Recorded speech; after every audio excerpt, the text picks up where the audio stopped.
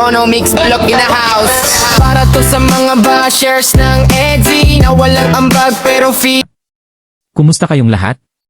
Welcome back sa ating channel. This is Ronyo Mix Vlog. Isang mapagpalang araw po sa ating lahat at kung bago ka pa lang dito sa channel, huwag kalimutang mag-like, mag-subscribe at i-hit ang notification bell para lagi kang updated sa mga latest reaction videos natin tungkol sa mga ganap sa Team Kalingap. At huwag po nating kalimutang suportahan palagi ang ama ng Kalingap, Kuya Val Santos Matubang, Ate Edna Vlogs, at Kalingap Rab, Kalingap Reactors, Kalingap Partners, K-Boys at suportahan po natin ang lahat ng mga charity vloggers sa buong Pilipinas na walang sawang tumutulong sa mga kababayan nating mahihirap at nangangailangan ng tulong. Maraming salamat po.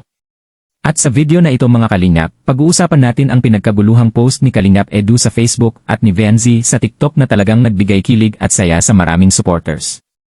Dahil kahit wala silang larawan na magkasama, napansin ng mga fans na parang isang lugar lang ang pinuntahan nila noong araw na yon. Kaya naman ang tanong ng marami, nagkita ba talaga sila? Alamin natin at pag-usapan sa reaction na ito.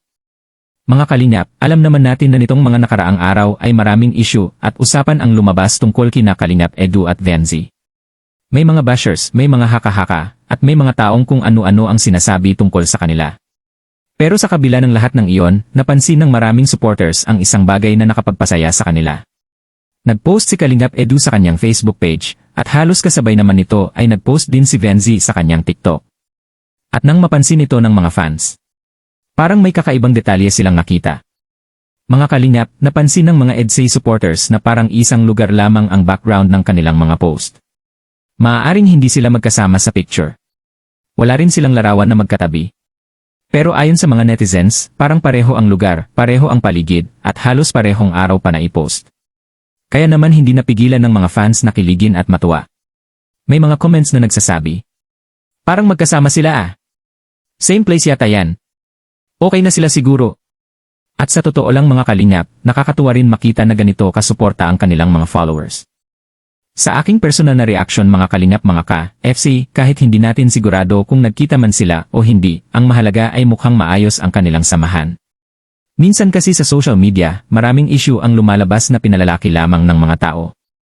Pero kapag nakikita ng supporters na may mga ganitong simpleng senyales, nagkakaroon sila ng pag-asa na okay ang lahat. At alam naman natin na maraming nagmamahal sa kanila bilang love team o bilang magkaibigan. Kaya kapag may ganitong moment na parang nagkakatagpo sila sa isang lugar, kahit hindi man direkta na ipinapakita, automatic na kilig ang nararamdaman ng fans. At honestly, wala namang masama doon. Dahil ang gusto lang naman ng supporters ay makitang masaya at okay sila pareho. Para naman sa mga solid supporters, napakaganda ng ipinapakita ninyong support at positivity. Kasi imbes na puro issue ang pag-usapan, mas pinipili ninyo na hanapin ang mga bagay na nagbibigay saya at kilig.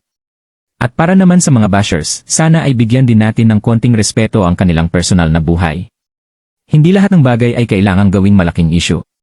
Minsan, simple moments lang tulad ng isang post o isang lugar ang sapat na para ipakita na okay ang lahat. Sa huli, ang mahalaga ay walang nasasaktan at patuloy pa rin silang gumagawa ng kabutihan at content para sa mga tao. Kaya kayo mga Kalingap mga ka-EDSA, ano sa tingin nyo? Nagkataon lang ba na pareho sila ng lugar? O talagang nagkita sila noong araw na yon? Comment niyo sa baba ang inyong opinion dahil gusto kong mabasa ang inyong mga thoughts tungkol dito. At kung nagustuhan niyo ang reaction video na ito, huwag kalimutang i-like, i-share, at i-subscribe ang Ronyo Mix Vlog para mas marami pa tayong mapag-usapang mga ganap sa Team Kalingap. Maraming salamat sa inyong lahat sa patuloy na suporta. Ito po si Ronyo ng Ronyo Mix Vlog. Hanggang sa susunod nating reaction video. God bless everyone.